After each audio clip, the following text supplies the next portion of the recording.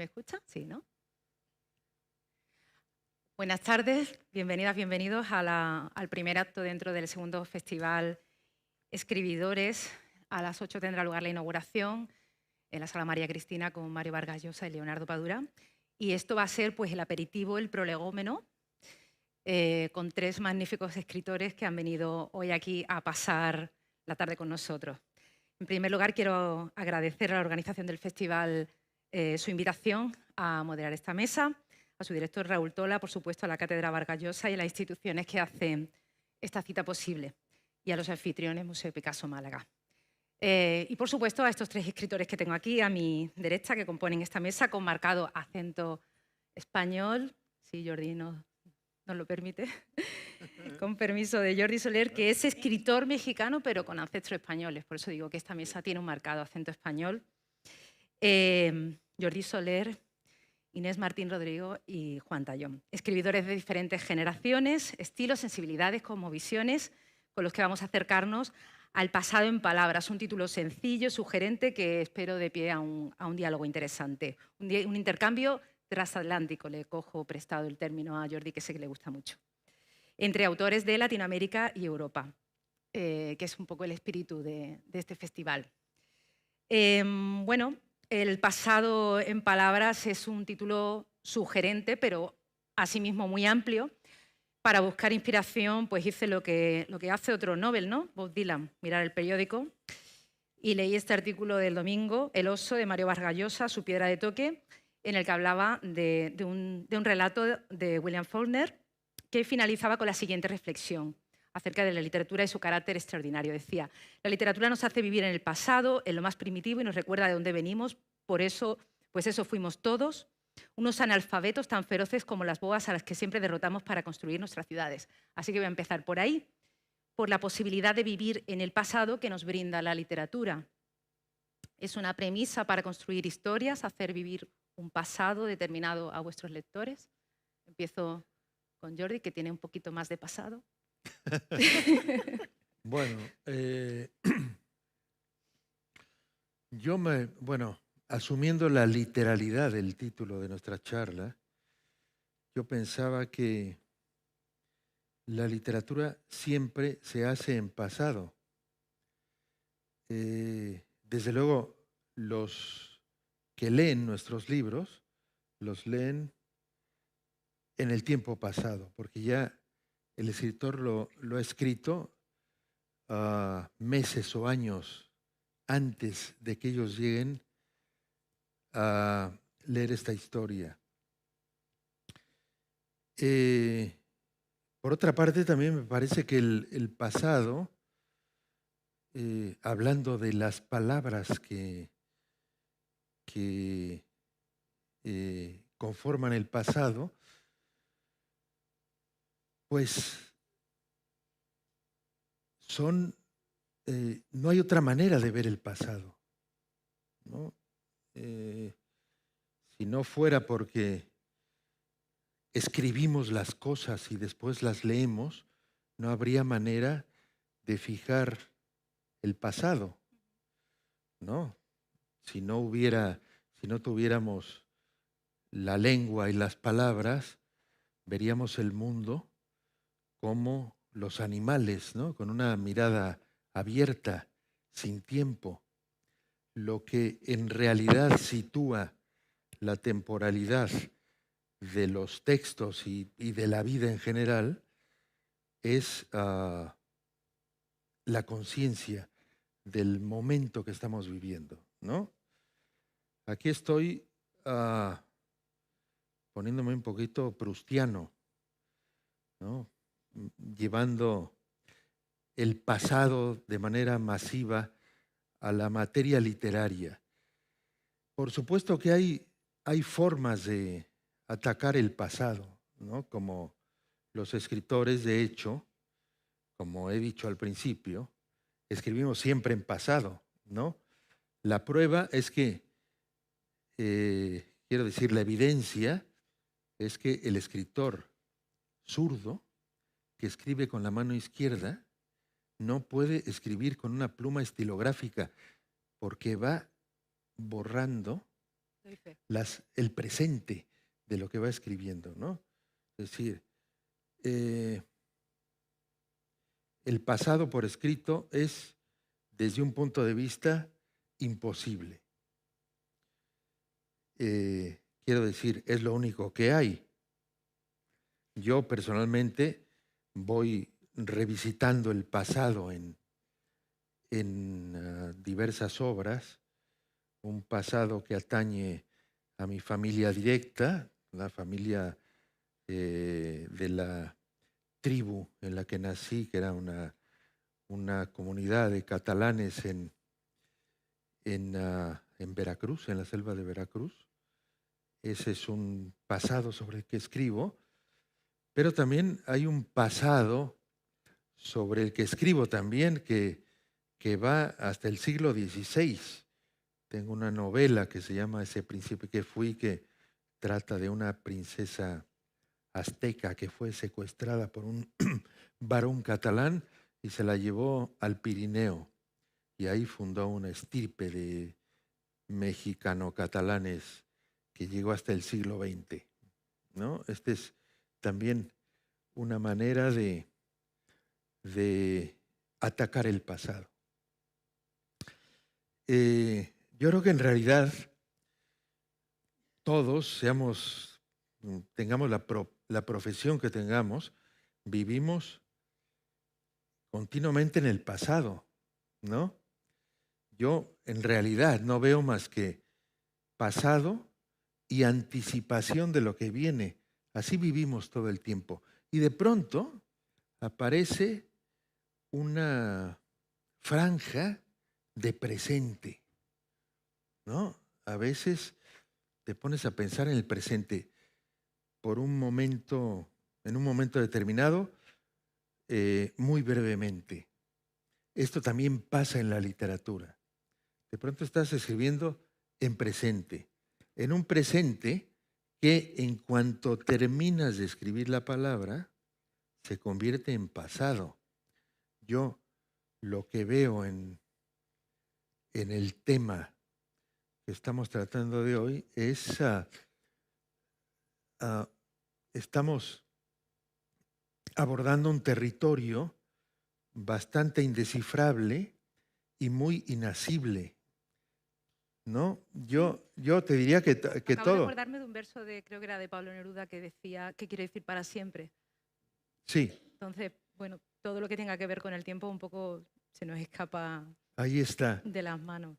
Y luego yo estaba recordando, bueno, pensando en el tema de nuestra conversación, me estaba acordando de un aforismo de Eugenio Trías, un filósofo catalán, que decía que el problema del pasado es que siempre pensamos que es en el pasado.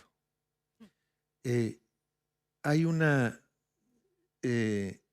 imposibilidad de escribir en el presente, aun cuando estés escribiendo cosas actuales, cosas del siglo XXI, como también me pasa a mí, pero hay una imposibilidad de evitar el pasado, lo cual está bien, porque sin el pasado no seríamos quienes somos, no sabríamos a dónde vamos.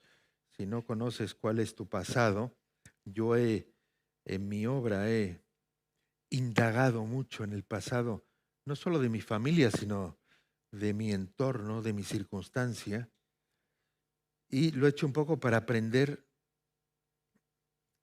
qué clase de presente estoy viviendo, ¿no? Y qué clase de futuro me espera. Explicarnos el pasado a través, o el presente más bien, perdón, a través del pasado. Inés, ¿cómo lo ves tú eso? Porque en tu obra también has tocado temas pasados, desde la ficción y desde otros terrenos. Sí, yo creo que partiendo de la base de que los escritores somos escritores, es decir, no somos historiadores y creo que nunca debemos pretender serlo, es decir, nunca debemos pretender intervenir, que es un verbo que yo creo que va a salir más veces en la conversación, intervenir en esa historia, intervenir en ese pasado que una parte del cual es común y otra parte es único, partiendo de esa base, del hecho de que no somos historiadores, lógicamente hay una herramienta con la que trabajamos los escritores, y estoy segura de que tanto Juan como Jordi estarán de acuerdo conmigo, que es la memoria. Y la memoria, por su naturaleza, forma parte del pasado, ¿no? Los recuerdos, lo que, aunque yo querría decir, mejor dicho, lo que creemos recordar, ¿no? Porque no hay nada más frágil y no hay nada más, menos cierto, si me permitís la expresión, que la memoria. Y por eso es una herramienta maravillosa para la ficción, para crear historias inventadas basándonos o tomando como referencia nuestro pasado, ¿no? A mí me interesa mucho el pasado por algo que ha dicho Jordi, y es porque estoy convencida de que si no sabemos de dónde venimos, que es algo a lo que ha hecho él también referencia, nunca podremos saber hacia dónde vamos. No solo para tener claro el suelo que pisamos ahora mismo, que como hemos comprobado muy recientemente con la pandemia es bastante más inestable de lo que nos pensábamos. Nos hemos vuelto profundamente humanos sin ser conscientes de que ya lo éramos. Eso ha sido una cura de humildad fantástica. Bueno, como digo, a mí me interesa mucho ese pasado para poder saber hacia dónde quiero ir. Para poder saber hacia dónde quiero ir, y no solo desde el punto de vista de la Inés Martín Rodrigo persona, sino también de la Inés Martín Rodrigo escritora, ¿no? Al fin y al cabo, vida y ficción son las dos caras de la misma moneda. Estoy segura de que todos ustedes que nos acompañan esta tarde aquí en el auditorio del Museo Picasso de Málaga estarán de acuerdo conmigo, ¿no? Entonces, en ese sentido, a mí me interesa mucho el pasado, partiendo de la base de lo que he dicho al comienzo, ¿no? No debemos intervenir el pasado, de la misma manera que creo que no debemos correrla o no debemos caer en la tentación en la que estamos cayendo reiteradamente de un tiempo a esa parte de mirar el pasado con ojos del presente. Es decir, todo tiene un contexto. Todo tiene un contexto. Nuestro presente tiene un contexto, nuestro futuro tendrá un contexto y desde luego nuestro pasado tiene un contexto. Y es muy injusto mirar hechos del pasado, de nuestra historia reciente, pasada. Jordi se remontaba hasta el siglo XVI, nos podemos incluso remontar más todavía, ¿no? Qué injusto mirar aquellos momentos con los ojos del pasado, puesto que nosotros estamos, como digo, cargados del contexto, y el contexto es siempre político. No nos olvidemos de que todo es siempre político. Las novelas son profundamente políticas, de la misma manera que la memoria lo es, ¿no? Entonces, yo creo que teniendo esos presupuestos claros, podemos, si queréis continuar o seguir hablando, no sé qué pensará Juan. Juan. Bueno, lo que acaba de decir Inés y lo que acaba de decir Jordi es ya el pasado, ¿no? El concepto pasado es inaprehensible, ¿no? Es demasiado grande, ¿no? Y demasiado poco preciso a veces, ¿no? Es decir, y cuando la literatura trata con él, y a menudo la literatura trata con él, la literatura siempre trata con él, ¿no? Pero en realidad yo creo que el escritor lo que pretende cuando mira atrás, ya sea a través de la memoria, es traerlo hacia él, es decir, moverlo al presente, ¿no? Y en realidad, cuando lo está escribiendo, lo está volviendo muy actual, ¿no? Entonces, en cierto sentido, esto lo decía Follner, el pasado no pasó, ¿no? Digamos que el pasado está pasando continuamente, ¿no? El pasado quizás es un gerundio, ¿no? Y el escritor lo que quiere es, creo que, recrear un mundo, ¿no? O hacer entender un mundo, comprender el mundo, y bueno, pues eso se hace mirando al pasado y utilizándolo quizás como material narrativo, y eso se hace en presente, ¿no? Es como el pasado se está moviendo continuamente, en cierto sentido, ¿no? Como material sobre el que interviene el escritor, ¿no? Sin intervenir. No, bueno, me refiero a otro tipo de intervención, ¿no? De construcción literaria. Eso, a eso Por me ahí, refiero. por ahí va mi siguiente pregunta. Ya entramos en materia actual que yo creo que aquí al público seguro que le interesa, porque es una cuestión de máxima actualidad. En la conversación pública de estos días, la reescritura de la obra de Roald Dahl para hacerla más inclusiva, en este caso en Gran Bretaña solo. Parece que en España estamos a salvo de esta cosa gracias al artículo 14 de la Ley de Propiedad Intelectual que otorga al autor, entre otros, derechos irrenunciables e inalienables. Quería saber qué pensabais de esto como escritores, por supuesto, y ya escuchando un poco a Inés también estaba yo pensando si hay un exceso de visión contemporánea en esta época. Si en otras épocas realmente la gente era así de contemporánea, en el sentido de mirar con ojos contemporáneos textos que se han escrito antes, ¿no? Ficciones que se han escrito mucho antes. Sí. Hay que precisar que no es la primera vez que esto sucede, ¿eh? Quiero decir, lo que estamos comentando estos últimos días y que ha tomado relevancia porque ha sido publicado por un periódico británico después de que lo organizara la PEN, la organización. Esto no ha pasado ahora. Quiero decir, no es la primera vez que sucede. Lo que le ha sucedido a Roald Dahl, que por cierto está muerto y por lo tanto no puede defender su obra, lo cual es un hecho, yo creo que añade más gravedad al asunto. Por eso me interesa, para que os pongáis un poco, que bueno, no podéis poner en su lugar porque está muerto, murió en el año 90, pero imaginaros vosotros dentro de unos años. Yo entiendo que tanto Jordi como Juan estarán de acuerdo conmigo en que nadie debe intervenir nunca en el texto de un escritor, pero por poner en contexto, no es la primera vez que pasa con Roald Dahl. Hace relativamente poco, si no recuerdo mal, si la memoria no me falla, una editorial estadounidense, creo que por precisar un poquito más, Minnesota, me parece que era, cambió la palabra nigger en Huckleberry Finn porque consideraba que era ofensivo y lo cambió por otra palabra que es esclavo. Vamos a dejarlo ahí. Le pasó también a Enid Blyton. Seguro que todos han leído Los Cinco, ¿no? Sí. Seguro que algunos de ustedes son lectores de Los Cinco, pues a Enid Blyton también le pasó hace relativamente poco, ¿no? Con esto quiero decir que nos estamos echando las manos a la cabeza con razón, y es una indignación lógicamente justificada con esto que ha sucedido a Roald Dahl, pero no es de ahora. Esto viene sucediendo y creo que es algo sumamente grave. Es algo que además no solo nos debe afectar o nos debe preocupar o nos debe indignar a los escritores, sino que debe indignar a toda la sociedad. Porque creo que es una cuestión de moralina, aunque probablemente vaya incluso más allá, ¿no? Yo recordaba estos últimos días leyendo todo lo que ha sucedido, etcétera, etcétera, parafraseando a Flannery O'Connor, yo no quiero leer libros edificantes, yo quiero leer y punto. Quiero decir, y encima con el añadido de que estamos hablando de literatura infantil, ¿no? De obras para niños. Dejemos ya de tratar a los niños como si fueran tontos, ¿no?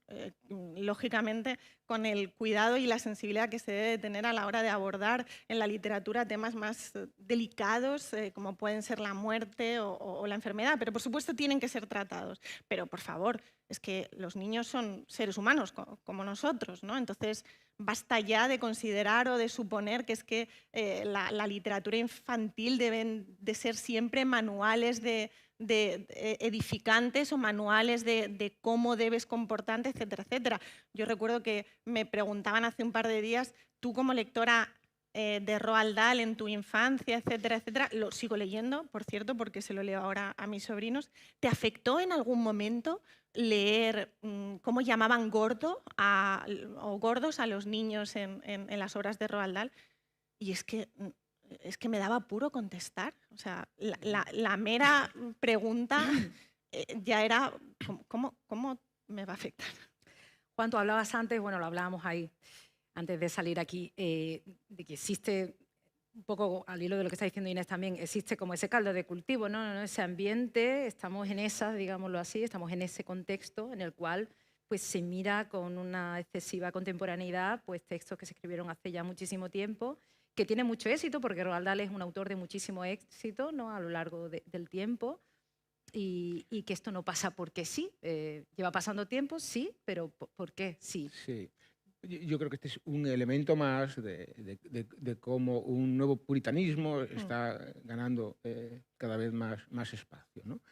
Y que en el fondo tiene el propósito de asimilar las épocas, de juzgar el pasado con paradigmas del hoy, y eso no puede ser, ¿no? Una obra literaria es, aunque hemos estado hablando del pasado, es siempre una fotografía de la época en la que fue escrita. Es decir, responde a cómo era ese escritor, a cómo era la época en la que ese escritor leía y escribía, ¿no? Entonces no puedes juzgarlo con criterios del presente. Y es lo que está pasando, ¿no?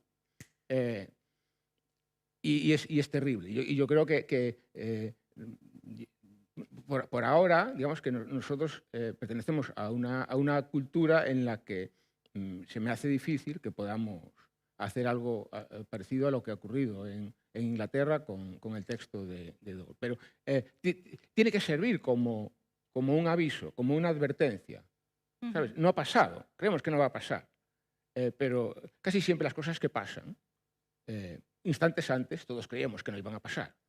Entonces es bueno tener claro que no debería pasar. Y esto no puede pasar. Un escritor, nos guste más, nos guste menos, es decir, es el creador de algo inviolable, algo que no se puede tocar. Y que en todo caso, un escritor no está para educar. Un escritor escribe el libro que le da la gana, porque tiene esa libertad. Creativa. Después nos puede gustar, nos puede parecer nauseabundo, nos puede parecer... pero es su texto, ¿vale? Y 50 años después, cuando el escritor ya ni siquiera está, como ha enfatizado Inés, es inaceptable su texto. No lo toques, no lo leas si no quieres, pero no lo cambies. No tienes derecho. Ese es el problema, no tienes derecho. Se puede hacer una crítica. De hecho, la crítica literaria pues, tiene múltiples vías para cometer una crítica desde distintos puntos de vista, ya sea decolonial, feminista, pero la crítica se puede volver ridícula si pretendes hacerla, ¿sabes? Con los criterios del presente. Hoy escribir ese libro sería probablemente inaceptable, ¿no? Pero no puedes decir que ese libro era inaceptable hace 50 años, porque el mundo era así. No nos gusta ese mundo, hemos evolucionado, quizás sí, y queremos seguir evolucionando, pero el mundo era así. Y no puedes cambiar esa época en la que fue escrito ese libro, ¿sabes? Asimilándolo con el lenguaje del presente.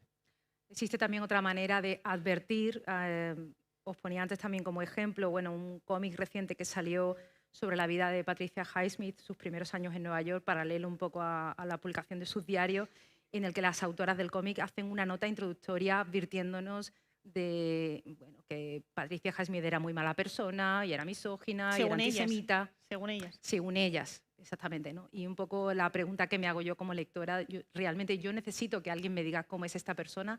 Jordi, ¿te imaginas dentro de 50 o 60 años una nota introductoria a alguna de tus novelas que diga, pues Jordi Soler era un escritor mexicano de tal estilo, juzgándote incluso... Me encantaría porque eso... Juzgando tus opiniones... Claro, eso significaría que... Me parece un insulto al lector. Que escribí obras importantes. Claro. Me gustaría que hicieran eso, pero si hubiera esa discusión pero alrededor de mis 50 obras... años. Claro, habría trascendido, ¿no? Habría trascendido. Como un logro al que... O sea, que en realidad te gustaría que ocurriese eso. Sí. Ahora, no que me lo cambiaran, sino que hubiera la discusión. Sí. Ahora, sobre el tema que estamos hablando, a mí me gustaría recordar que en los años 70, pero muy avanzados los 70, hubo una edición de un libro de Julio Cortázar traducido al español de España, donde eliminaban todos los argentinismos, porque en una operación moral más o menos parecida a la que estamos hablando, o mercadotécnica, ¿no? Si la mayoría de la gente no entiende esto que está escrito de esta manera, pues lo hacemos de esta otra, que es lo que están haciendo con este libro, ¿no? Si no Pero lo yo creo que es aceptan, diferente, ¿no? Diferente. bueno, es un mercado que está tratando de captar más personas.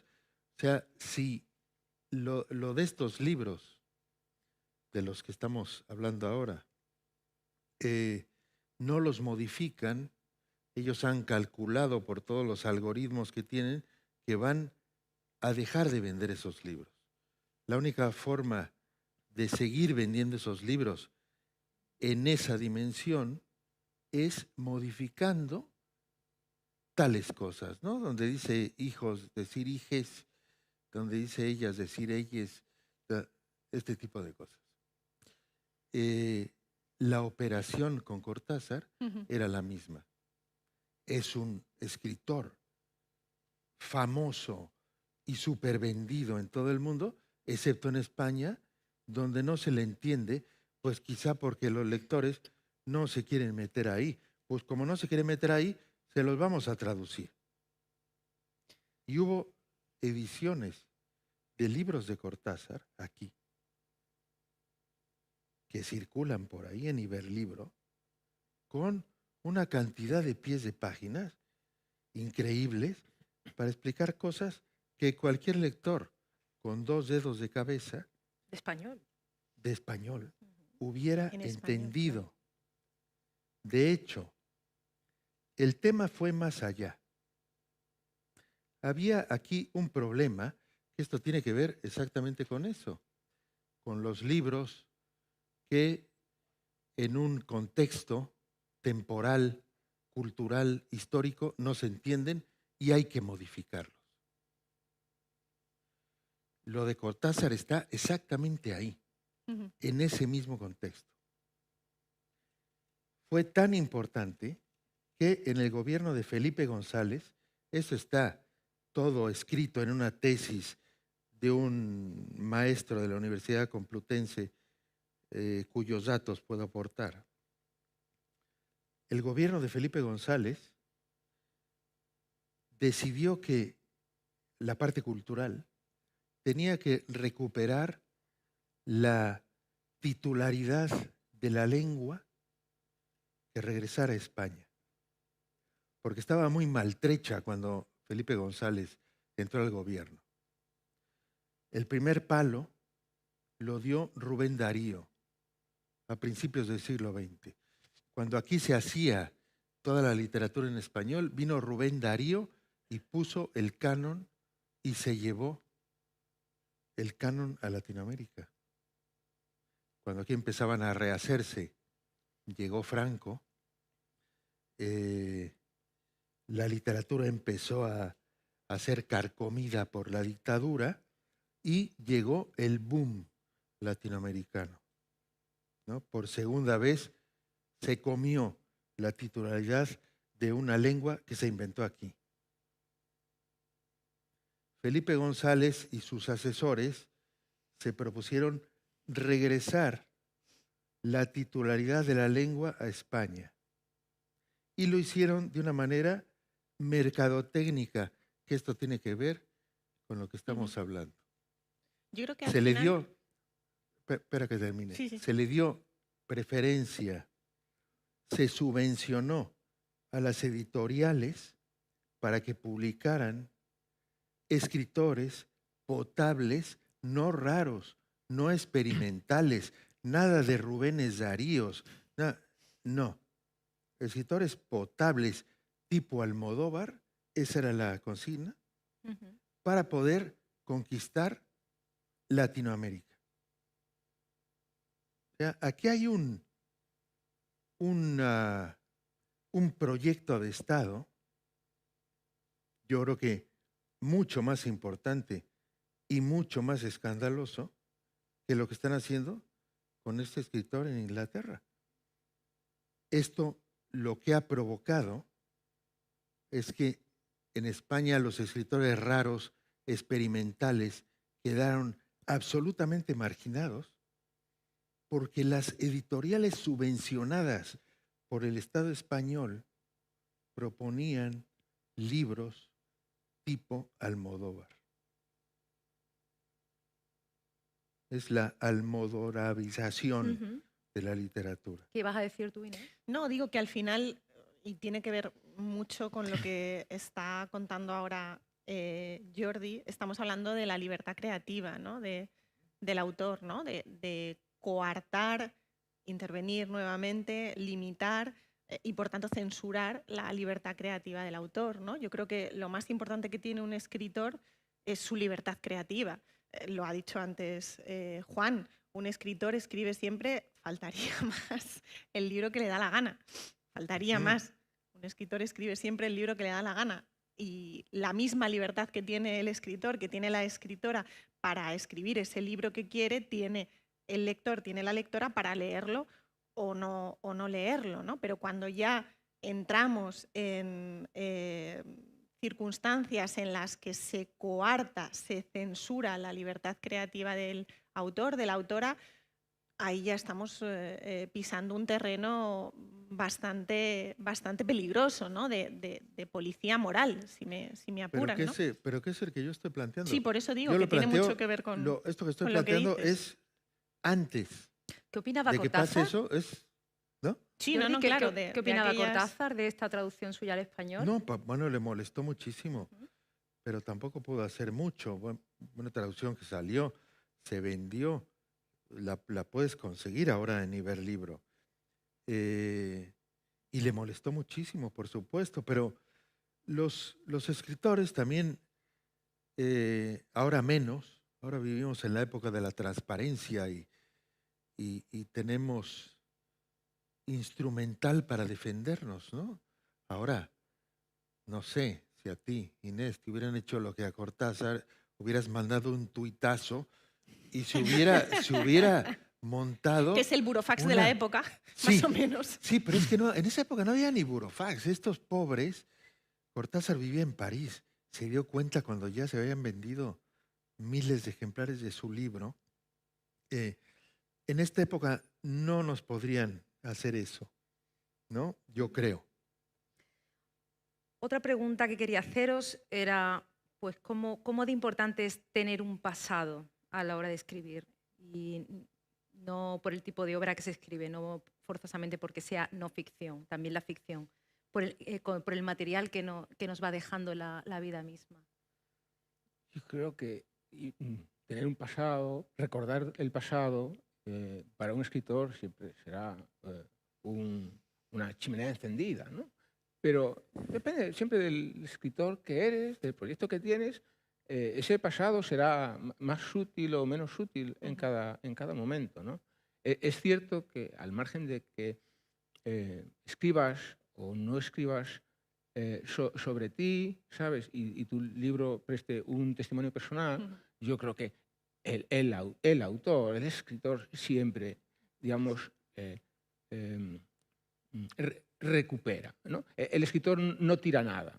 Todo lo que ve, todo lo que sabe, todo lo que vivió, todo lo que oyó contar, todo lo que, en fin, todo lo que le llega, ¿sabes?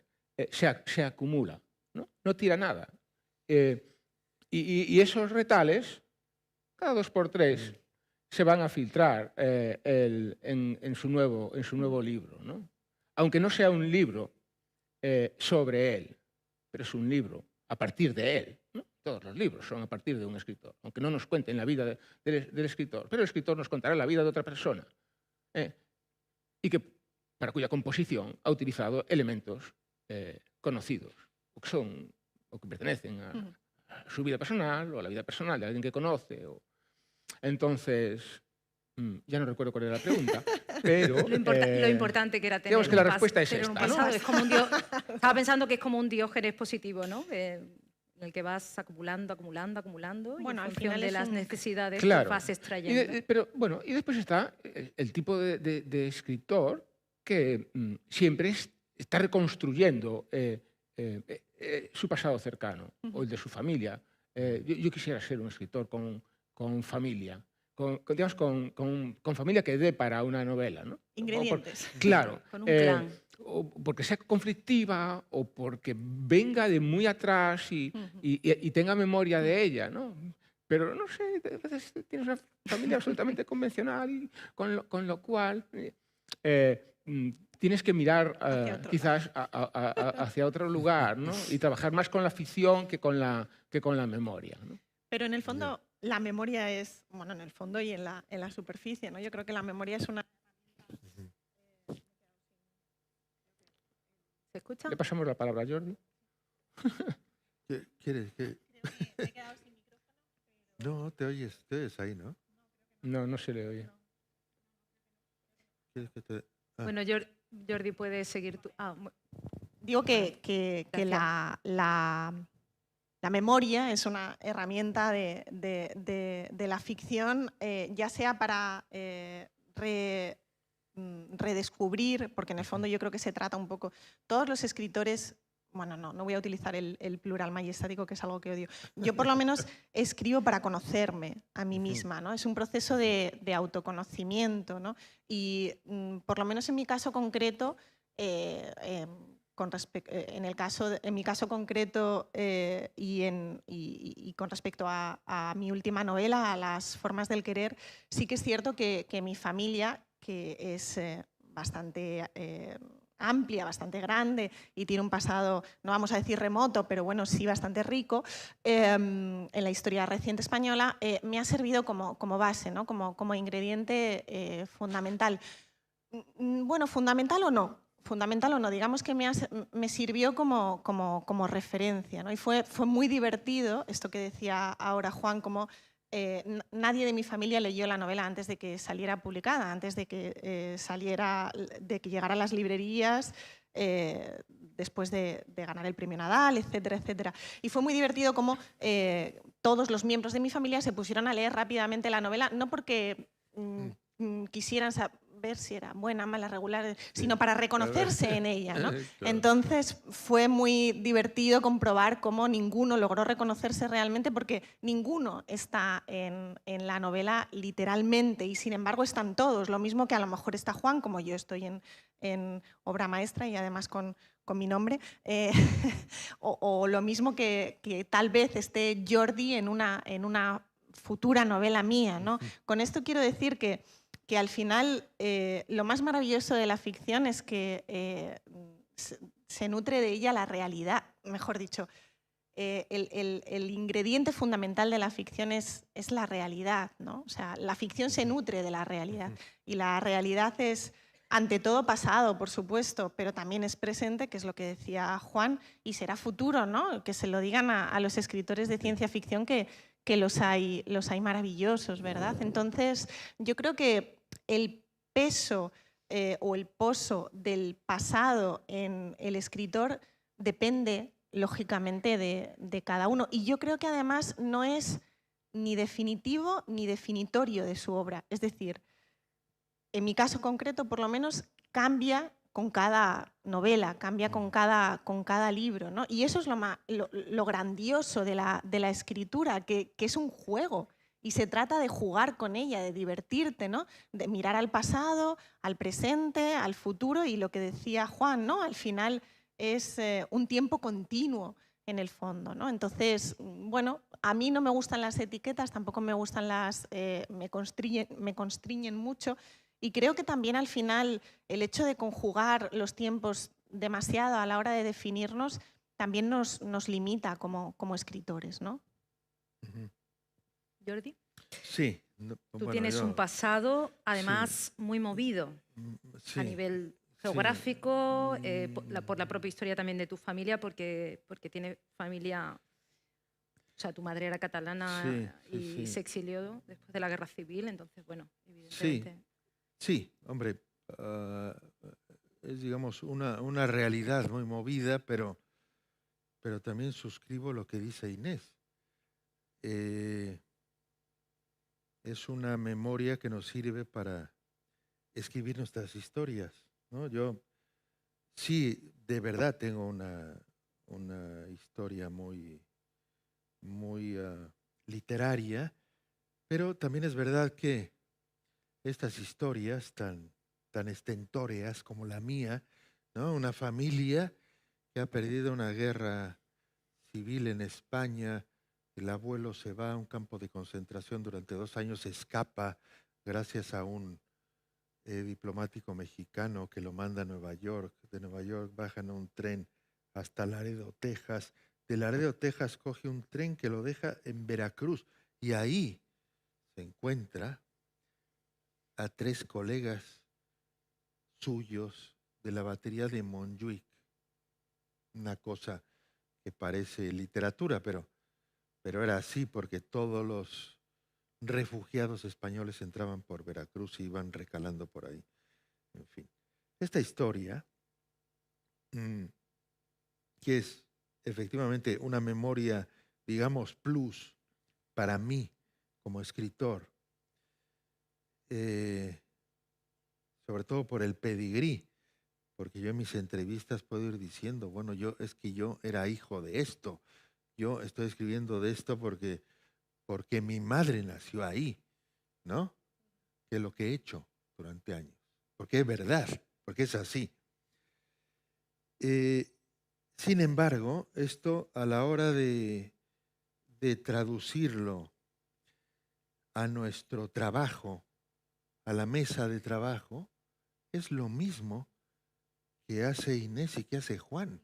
O sea, tenemos ciertos elementos en la mesa de trabajo que hay que articular de una manera potable para que la gente lo lea, ¿no? Jugar con ellos. Es lo mismo que yo sea hijo de los expulsados de Franco. Es igual, es lo mismo. Estamos todos trabajando con la misma materia. ¿Qué es la realidad y qué es la palabra? ¿Qué es el pasado? ¿O cómo iba nuestro título? El pasado en palabras. La siguiente pregunta tenía que ver un poco con algo que le escuché decir a la escritora colombiana Piedad Bonet en la primera edición de Escribidores el año pasado. Ella decía que la literatura del yo en los 70 estaba prácticamente prohibida y que predominaba un poco el relato colectivo. Y yo me pregunto qué ha pasado en este medio siglo para que el relato del yo sea tan poderoso hoy en día.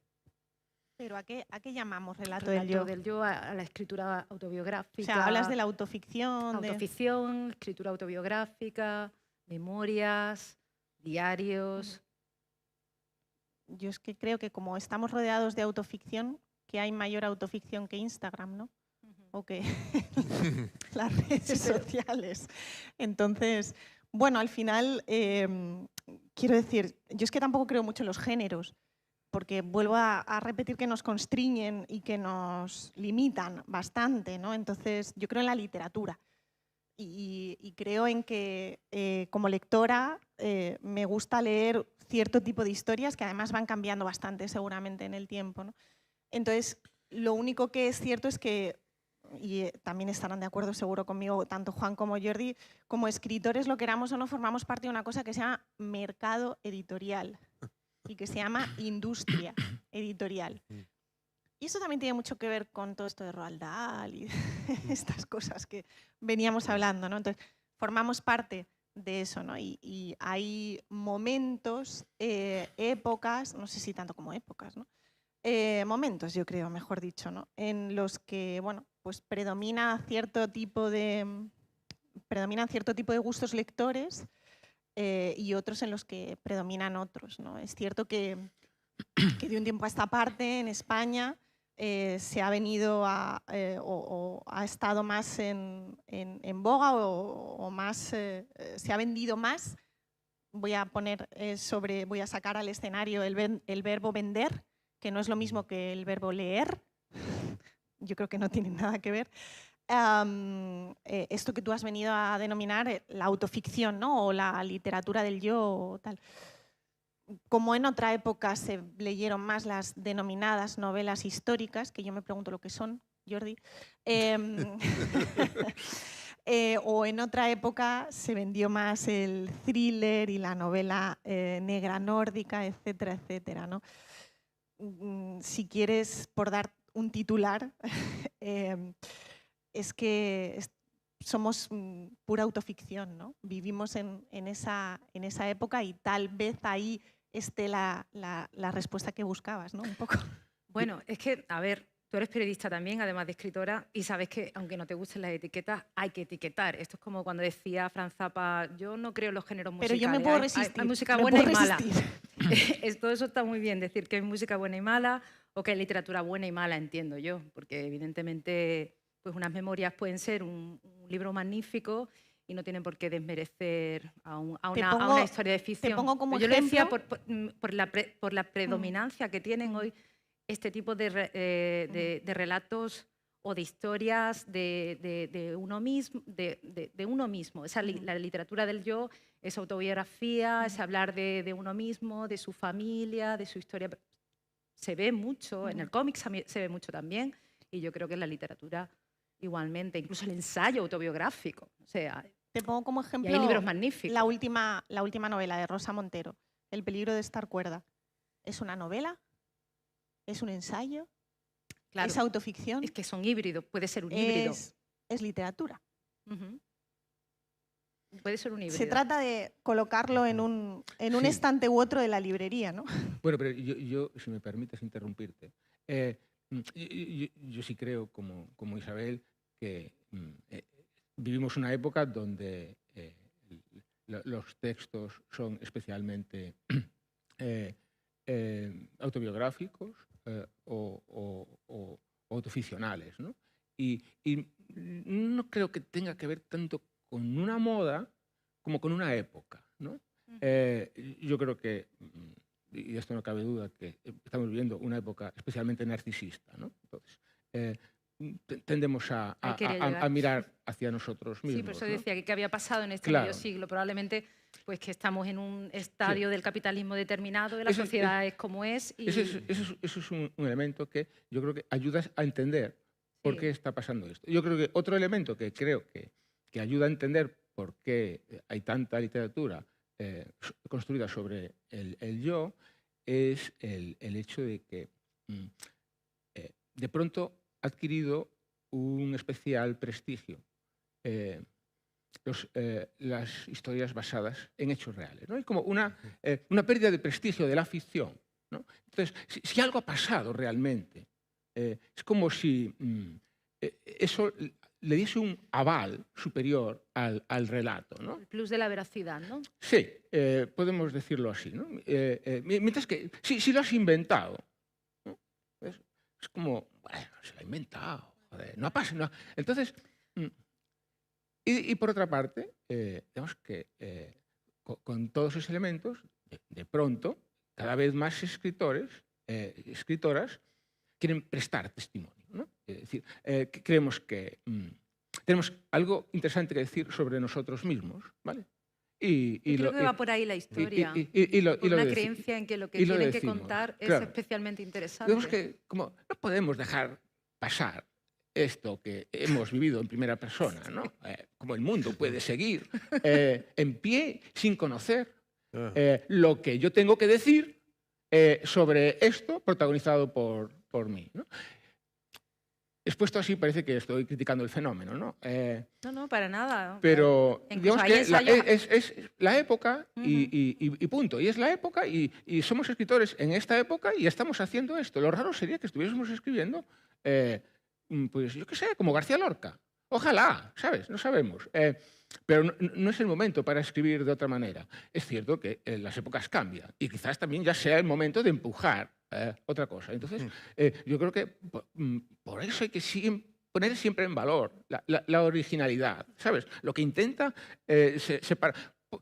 Lo decía ayer en Fuengirola. Como aquí no hay nadie de Fuengirola, lo voy a repetir. Es que los escritores queremos escribir buenos libros. Es una aspiración legítima, razonable, ¿no? Pero yo creo que no tenemos que escribir buenos libros. Ya hay muchos buenos libros, ¿no? No vamos a poder leerlos todos. Entonces un escritor debería aspirar a escribir no algo bueno, sino algo nuevo, ¿no?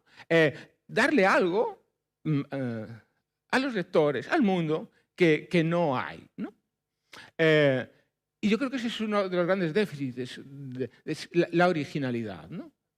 Entonces, bueno, pues pongámonos de acuerdo. No más libros buenos, amigos. Libros nuevos, eso sí, ¿no? A partir de ahora... Bueno, Inés ha Pero mencionado el tema del true crime, que yo creo que también tiene... yo quería añadir algo Sí. antes de cambiar Perdona, de tema, que creo que en realidad los escritores estamos siendo empujados, constreñidos por el social media, por las redes sociales. O sea, ahora el tema en el mundo, lo que importa es lo que estás haciendo en determinado momento, en determinado punto geográfico, ¿no? Ahora lo de hoy es hacerte una fotografía en una playa en Bali, ¿no? A espaldas sí, a espaldas de la puesta de sol, porque el sol te da bien a ti y sales más guapo, y entonces publicas esa foto en Instagram, que quiere decir, yo estoy aquí y tú no. Eso es lo que quiere decir. Eso es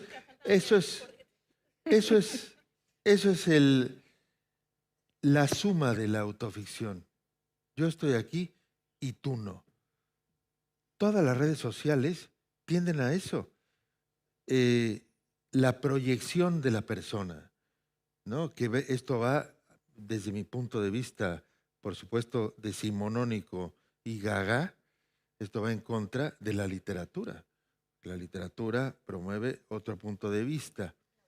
La originalidad, la experimentación, una forma de ver el mundo de otra manera que no te habías imaginado, y no la foto que todos imaginan, que todos quieren ver y que tú te haces como individuo. O sea, esto por supuesto que ha perjudicado a digamos, a la corriente literaria de estos tiempos, ¿no?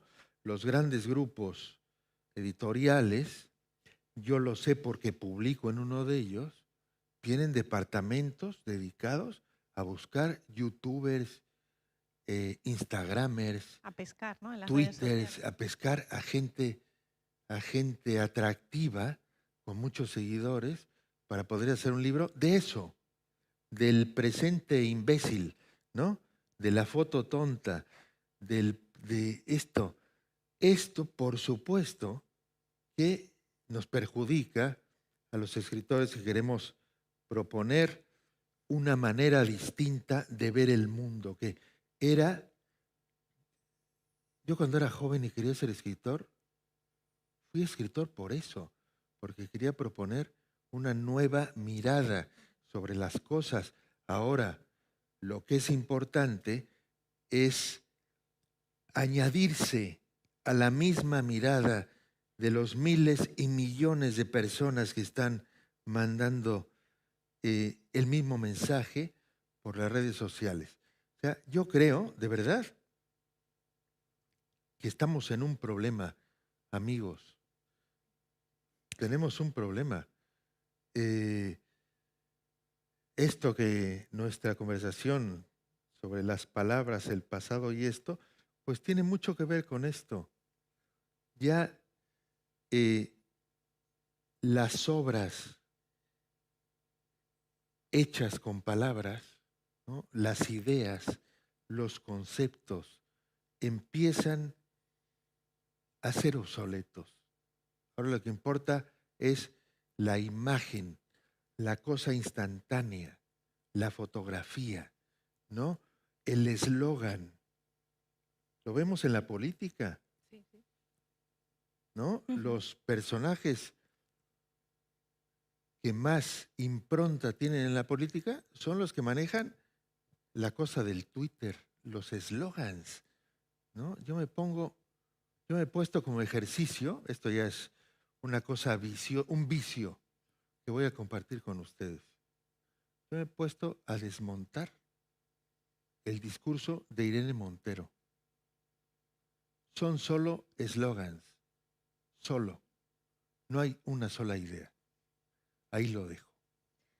Pero esto que estamos hablando ahora, recuerdo, me ha venido a la memoria, por algo que has dicho ahora, Jordi. Recuerdo una conversación con Umberto Eco en su casa de Milán. ¿Mm?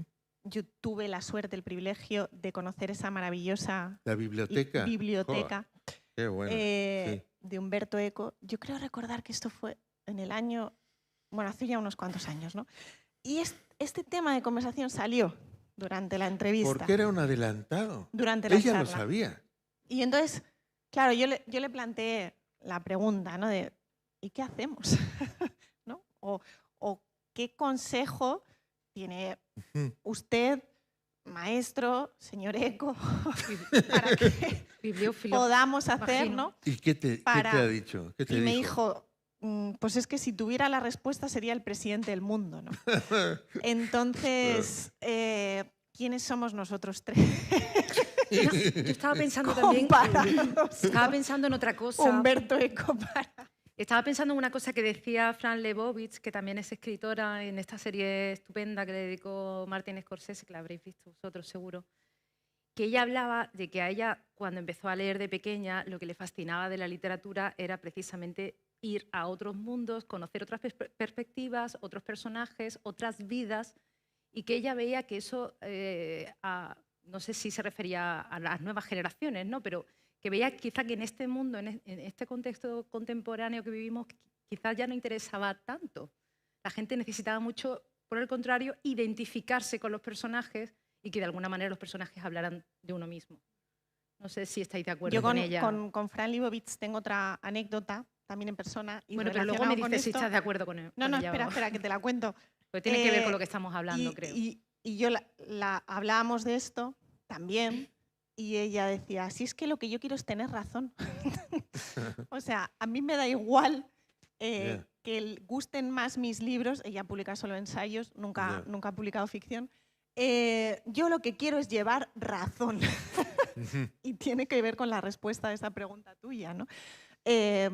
Bueno, pues a lo mejor el problema es que nos ponemos, y también tiene que ver con esto de la sociedad de egomaníaca que estamos viviendo y que estamos construyendo, de que cada vez nos ponemos menos en el lugar del otro, ¿no? Y para mí la literatura siempre ha sido muy enriquecedora por muchos motivos, pero también por ese, ¿no? Porque me permitía ponerme en el lugar del otro, en la piel del otro, y yo creo que cada vez lo hacemos menos. Totalmente. Bueno, de hecho, ya digamos que el fundamento de la sociedad, que es, aquí igual me van a correr a gorrazos, pero yo creo que el fundamento de la sociedad son dos personas que se comprometen para montar algo, ¿no? Así ha empezado la sociedad. Este proceso durante cientos de años se hizo en espacios públicos, ¿no? Tú ibas a una taberna en 1850 en el condado de Westminster, en Inglaterra, y veías una señora con una crinolina que te gustaba, hablabas con ella, había una interacción social, digamos, física. Esto llegó hasta finales del siglo XX. Así conocimos muchos de nosotros a las personas con las que ahora estamos relacionados. En un bar, en un restaurante, en una fiesta, en la casa de una tía. Bueno, ahora esto no es así. Los jóvenes, yo lo sé porque tengo hijos jóvenes, y tengo amigos que tienen hijos jóvenes y estoy en ese ambiente. Ahora es de muy mal gusto conocerse así. O sea, si yo te conozco en un bar, en una fiesta, en un sarao, como los de Lorca, mal. Hay que conocerse a partir de una red social. El app. Sí. Esto ya transforma. Estoy a punto de decir deforma, pero me he contenido.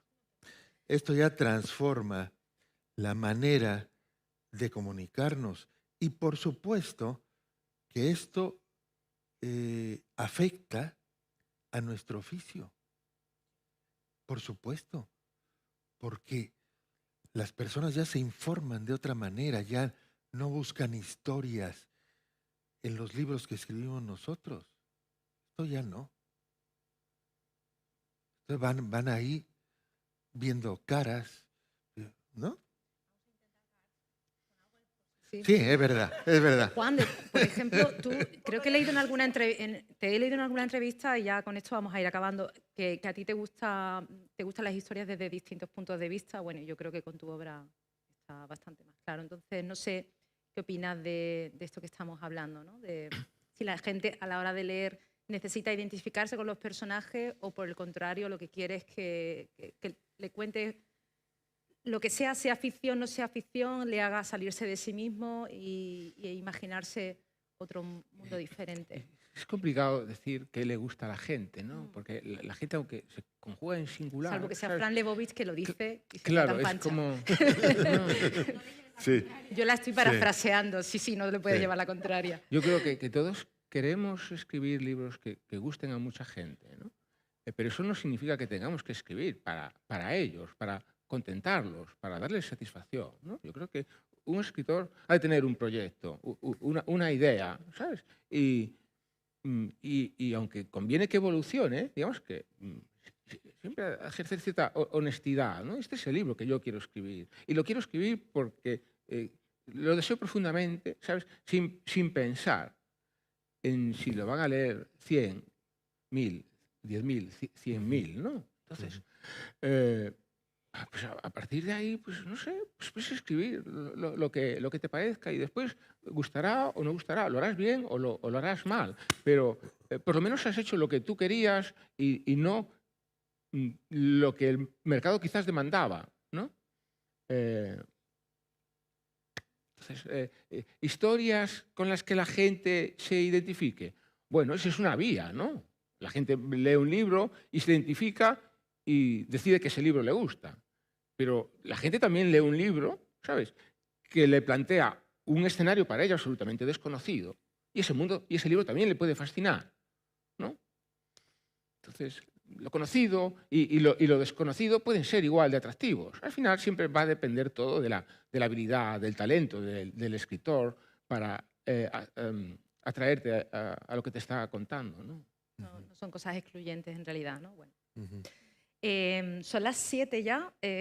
No sé si hay tiempo Oye, para... yo quería hacer un Sí. añadido. Es que has citado a Frank Zappa y me parece que yo creo que en el corpus de esto que has citado también cita él otra cosa que me parece que viene al caso.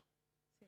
Dice, a partir de su oficio de músico, we're only in it for the money. Totalmente. Solo estamos haciendo esto que hacemos por el dinero.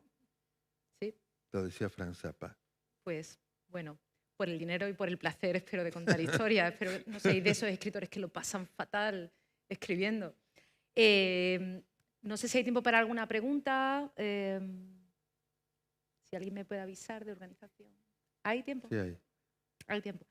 ¿Alguien quiere hacerle alguna pregunta a Inés, a Juan, a Jordi, de lo que hemos estado hablando, o quiere plantear alguna cuestión?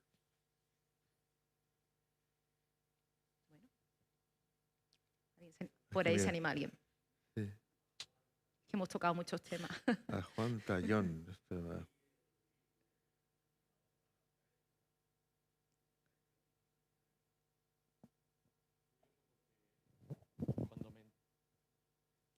El micrófono, así te podemos escuchar todo. Sí. ¿Ahora? Bueno, Ya. pues leí el libro, me pareció fascinante. Y es curioso que, habiendo sido algo que estuvo en la prensa, yo no lo recordaba.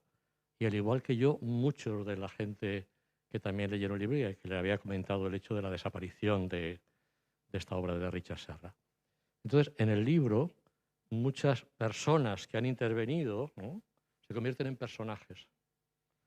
Y toda esta documentación que has tenido y estas voces que ponen en esos personajes, esas personas, con nombres y apellidos, ¿Es real? ¿Lo investigaste en todos los casos o viene de tu cabeza?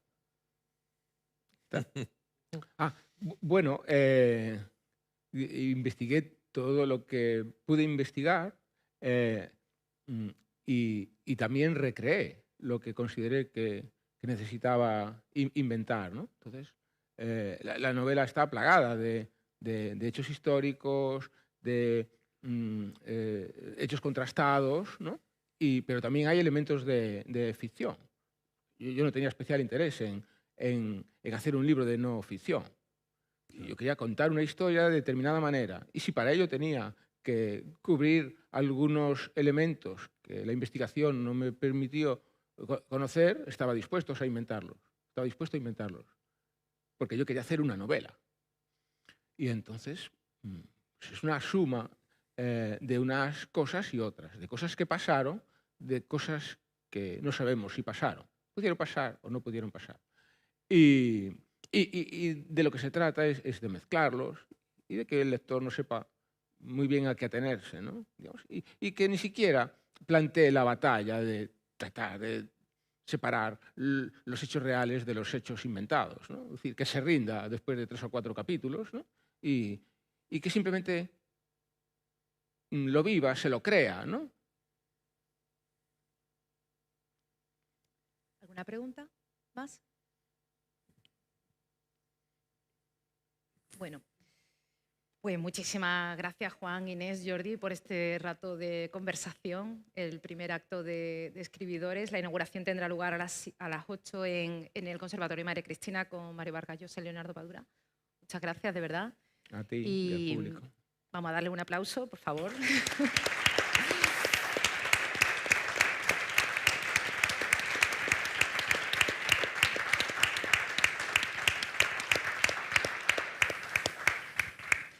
Y gracias a vosotros por venir también.